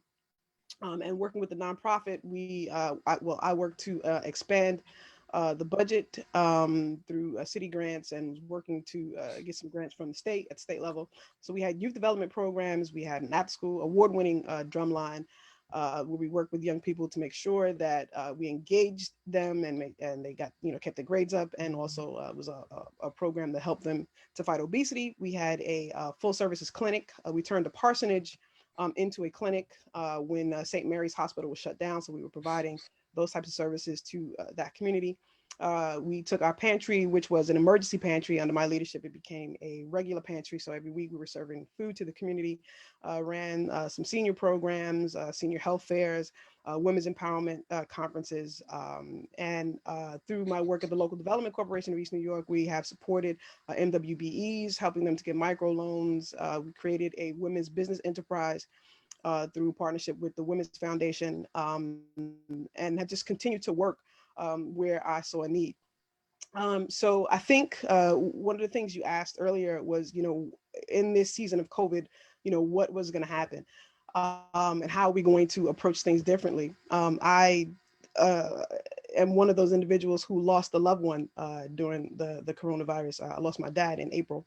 And so I think there are a couple of things that we're going to have to do differently. Number one, we're going to have to give ourselves a space to grieve, because this was a season where our grief was short-circuited. I think we need to kind of take a pause to give ourselves that space. Many of us, not only have we lost loved ones, but we've lost jobs, and we've also lost freedoms. And so there's a lot of anxiety around that. But I think this also can present an opportunity for us to reimagine what Brooklyn looks like, for us to refocus on the things that are important, and for us to reset the button and begin to work to restore equity all throughout our district. We've never had a woman as a borough president of Brooklyn, and I think it's time, and Brooklyn could use a woman's touch. Thank you so much. And I know that I did not use my 4 minutes. Very well done. How about some questions? Of course. Let's start with all the vacant retail space across the borough. How would you address this? Well, I think there's a couple of things that we can do, we should do. Number one, working with the members of the city council to advocate for the passage of the Small Business Jobs Security Act, which would do a couple of things. Number one, it would allow these small business owners to have the right of first refusal and 10-year leases. And it would also take away the ability of landlords to incorporate property taxes into what they're charging small business owners. Small businesses are the lifeblood of our community. So we have to make sure that we are supporting them, because not only do they employ locally, but they also provide another revenue stream. So that's one of the things I would advocate for. Awesome. So can you speak a little bit about what you would do differently from your predecessor? Well, I think Eric has done a fantastic job. But I think, well, the main thing that I bring is a woman's touch. The other thing that I bring is, I'm a minister. So I definitely care a lot about people. I would like, we have 400 different languages that are spoken in Brooklyn. And some of the things that we've seen as I've been on phone calls with clergy, rabbi, priests, if Brooklyn feels a little fractured. I was down to Barclays when we had a Say Her Name rally, and I think it was the day that we had the highest level of protest, and the feeling of unity at Barclays. I'd never experienced that type of love. It was a sea of diversity, and it was a beautiful thing. And so we have so many things in common. I think it's time for us to come together and figure out how we can work together to equitably distribute resources, but also to make sure, that we are creating an agenda that is useful to all neighborhoods of Brooklyn. Great. And since we don't have any questions for you in the queue, I'm going to take moderator's liberty. And since you are a librarian, curious, what is the most recent book you've read, and what is your favorite book? I'm actually currently reading I Am These Truths by Sunny Huston. It's actually a really good book. My favorite book? Oh, wow. That's hard. Probably The Bluest Eye by Toni Morrison. Good choice. And in that time, we have a question for you. So Diana asks, the borough president has a lot of influence over land use. What priorities would guide you in terms of development? So first of all, foremost, one of the things that we're seeing is that Brooklyn is fastly becoming the least affordable borough when it comes to affordable housing. So I think we have to work to make sure that, number one, we're developing responsibly, that developers are developing projects with the environment in mind, but that we are as Doug said, and I think other city council members have said, city council candidates have said, we've got to redefine what affordability is, because what the model that we're using, we're looking at a larger metropolitan statistical area, and we're not taking into consideration the localized AMI, and we're pricing people out of their communities. So we have to, look at how affordable housing is, and we also have to take a creative approach. One of the things that we did, my church, we had all this property. We had property from the corner to the middle of the block.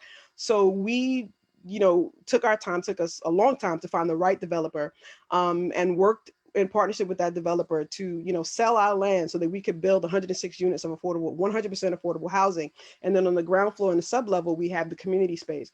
So, there are a lot of creative things that we can do in order to create an environment where we're building affordable housing in our community. So we have to think outside of the box. And that's one thing that I'd like to see happen. Excellent. Thank you very much, Kimberly Council, running for borough president. Thank you.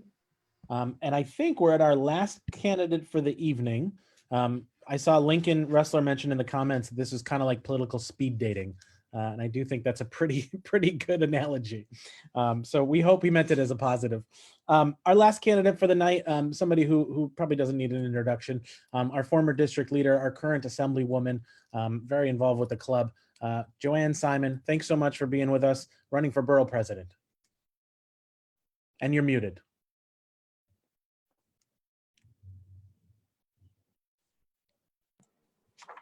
Okay, so I'll start again. So thank you, Jason, and thank you everybody at IND, and thank you for everybody who's watching at home for hanging in there for this meeting. I want to just thank everybody at IND for all you've done for the reform of Brooklyn's Democratic Party and electing good Democrats, strong Democrats here at home and around the country, because ours is a proud legacy of making good trouble. I agree with the prior speaker. It's time for woman to be a borough president in Brooklyn.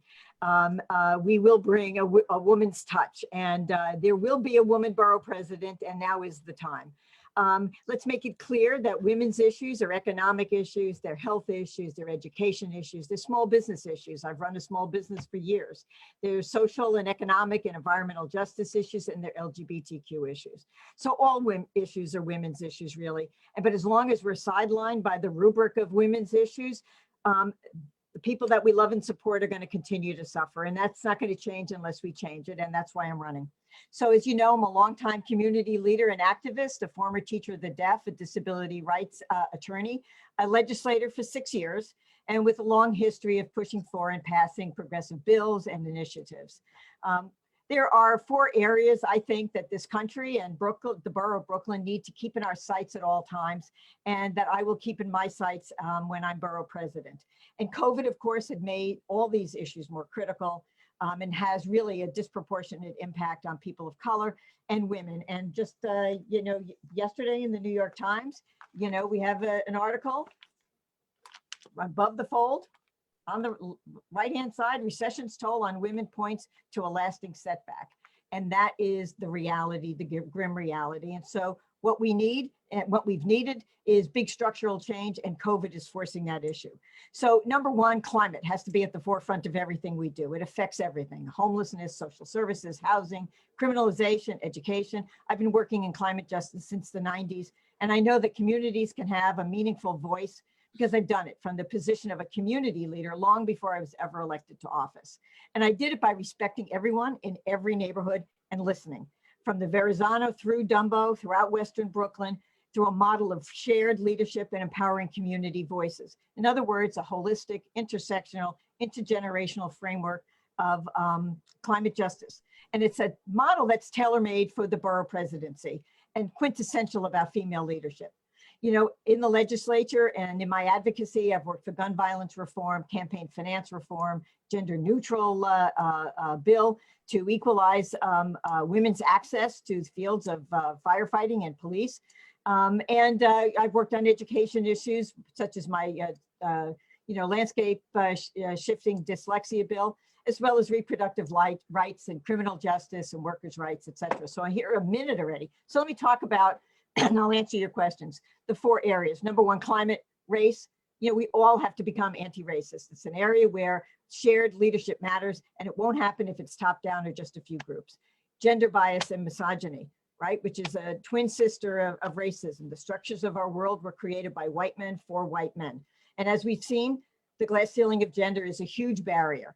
And, you know, all of the women on this, this call know what I'm talking about. You have an idea, some guy has the same idea after you and he gets credit for it. This displacement of people. And that's really become very pronounced in our city. The digital divide is making it more pronounced, so we need to wire Brooklyn. But I've had a long history of fighting greedy developers for community to have more affordable housing and more deeply affordable housing. I have experience doing that from the ground up with the Hoyt-Schermerhorn project. And I know that when community is in the driver's seat, we're going to get better leadership and better housing and better land use development. And I know that I can do this job and I can do it like nobody else because I come at it from my work empowering communities, working in coalition with others, and of course, bringing that women's touch. So I ask for your endorsement because I want to get to work for all of Brooklyn. Thank you. Another candidate with perfect timing. Thanks very much, Joanne. Alyssa, how about some questions? Sure. Let's start off with Steve, who says, Joanne, we have faced a tragic growth in gun violence in Brooklyn. You have been at the forefront of addressing gun violence statewide. How will you transfer that advocacy to your role as borough president? Well, you know, thank you for that question. And I'm very proud of the work I've done in gun violence prevention. And there is more to be done for sure. First of all, a lot of it starts with education. Within our families and within our school system, I have a bill for a curriculum, a gun violence prevention curriculum. But, you know, we really need to work at the grassroots level, the cure violence programs that we have, the programs that we have working with young people to teach them a better way of making decisions. You know, that young girl who thinks that her boyfriend is strong because he's got a gun. We need to make her understand, to help her understand that in fact, that actually makes her more vulnerable. And that young man who thinks he's being strong because he goes out and gets a gun, he needs to find a better way to address the problems in his life. And we need to support that. We need to help them. We need to be there with a helping hand and guide the young people so that they can actually make better decisions than engaging in gun violence. And of course, legislatively, you know, federal legislation is critically important here. It's not going to be something I can do as a borough president, but I can certainly talk about it and advocate for it. We have to stop the iron pipeline. That's federal. It's interstate commerce. We're bringing in guns like crazy into New York State, and it's all coming. We know where they're coming from, and we can't address it without federal legislation. So I would certainly be, you know, on the forefront of working on that. Great. And you touched on this with the federal, you know, borough divide. But Diana asks, how will you be more effective in Borough Hall as opposed to in the Assembly? I'm sorry, then what? Sorry, how will you be more effective in Borough Hall as opposed to the Assembly?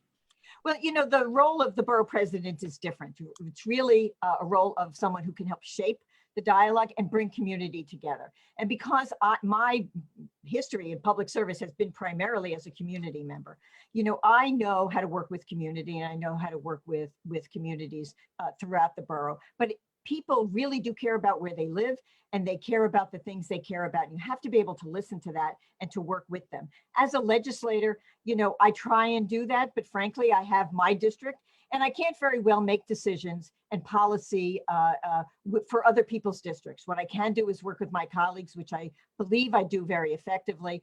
But the borough president also has capital dollars that they can bring to help shape the infrastructure and help shape those conversations. You know, they do have a role in the land use process. It's one of the charter mandated roles of the borough presidency. But also, you know, when it comes to our biking infrastructure, are our streets safe? The borough president can help with that. The need for our schools, you know, we need like ventilation, like nobody dawned on that. Didn't dawn on anybody in April that we needed ventilation. So we waited till August to, you know, run around with sticks with toilet paper on them to see if we had ventilation before we opened the schools. We should have been doing that a long time ago. The borough president can help make that happen. So there are a number of ways that the borough president can help shape conversation and lead because, you know, when we are working together, we're going to make better progress. You know, we can't be leaving anybody behind in this conversation. And that's what you need in a borough president. Great. And the question I've put to almost every candidate tonight, what would you do differently from your predecessor? Well, you know, I actually want to speak to a couple of predecessors, right? because as a community person, I sort of experienced those different borough presidents in a different way. And so number one, you know, as a legislator, I've been a very accessible legislator, so I will bring that to the borough presidency. But for example, I worked when I was working in the community organizations, the Borum Hill Association, and a lot of the coalition building that I did around traffic and transportation and environmental justice. You know, Howard Golden was the borough president. Now, Howard Golden was a very strong Democratic leader until the charter got him and he lost most of his power. And then he had to bring the borough presidency into the modern era. But one of the things he did is he had task forces, and he invited people around the table to deal with difficult issues. And so because of the Downtown Brooklyn Traffic Calming Task Force, which I helped encourage him to develop, we got in Brooklyn the first traffic calming project in the entire city of New York, with a DOT that didn't want to know from nothing about traffic calming. And that was the beginning of Safe Streets, right? We also did the Gowanus Expressway Task Force and the Hoyt-Schermerhorn Task Force, which is a groundbreaking model for community-based development. You know, we took 6.5 acres of parking lots and developed that parking lot to 37.5% low to moderate income housing because the community got together and figured out what they wanted and how they could shape that within the parameters of an urban renewal area. And people don't realize that it happened now because nobody's fighting about it, which I think is a real badge of honor. You know, we helped lead that project. That was something I did in my tenure as Borum Hill Association president. So I would take some cues from that. Marty Markowitz, of course, was a great promoter of Brooklyn, and at a time when Brooklyn really needed it, and his energy and his enthusiasm for the borough was infectious. And I think we need that. We need to be out about promoting Brooklyn as the great place it is to live and work. And Eric Adams has brought a very different approach as well. From his experience, we all bring to it what it is that we do and who we are. And of course, you know, he has brought a lot of background from his work with young people, with 100 Blacks in Law Enforcement Who Care, which was really groundbreaking work. And also his renewed effort on health, right? From his own personal experience dealing with his diabetes. And I'm not going to become a vegan. I'm telling you right now, I'm not going to be a vegan. But, you know, Eric has really changed that conversation. And he's changed that conversation focusing on communities who really need to hear that and who have less access to that information. And I think that that was astounding. So I'm going to bring the best of what I think other people have done and bring my own brand to it. Thanks very much, Joanne. We appreciate you being here as always. And thank you to all of our candidates. I really, you know, like I mentioned at the beginning, these are different times. It's a different format. You can't really interact with people one-on-one the way you'd like to if we were able to have in-person meetings. But I think it's a wonderful way still to get to know the candidates, to learn about the platforms, learn about your priorities. We can all get together in this way. So thanks to everybody. Thanks to our viewers, everybody who tuned in. I'll mention again, if you have been here and you haven't made your presence known through a like or a comment or simply just saying, hey, I'm here. I've seen a lot of that in the comments. Let us know. We're going to go through at the end and mention tally up who is here, make sure we've captured that for voting purposes. I also want to shout out Seamus Campbell, who physically reacted every time Marty Markowitz's name was mentioned tonight. Very on theme. He handled the tech tonight. And I think things have run pretty flawlessly, as they always do with Seamus. So thanks also to Danielle Zuckerman and to Alyssa for helping behind the scenes, to Tyler, to Lynn Hill. Thanks to Kenan for being here. And we really appreciate everybody. So great job. Really fantastic campaign cycle. It's pretty crazy that we're right into the next one, but with the June primary, we really have to be. So we'll make a point of putting up websites for all of these folks. You can go learn more about all these candidates. We'll have another round of this from some different races in December. But thanks to everybody. Have a wonderful rest of the night. Thank you. Thank you so much. Have a good night. Yay, Jason. Great job, Jason. Thank you. SimonForBrooklyn.com.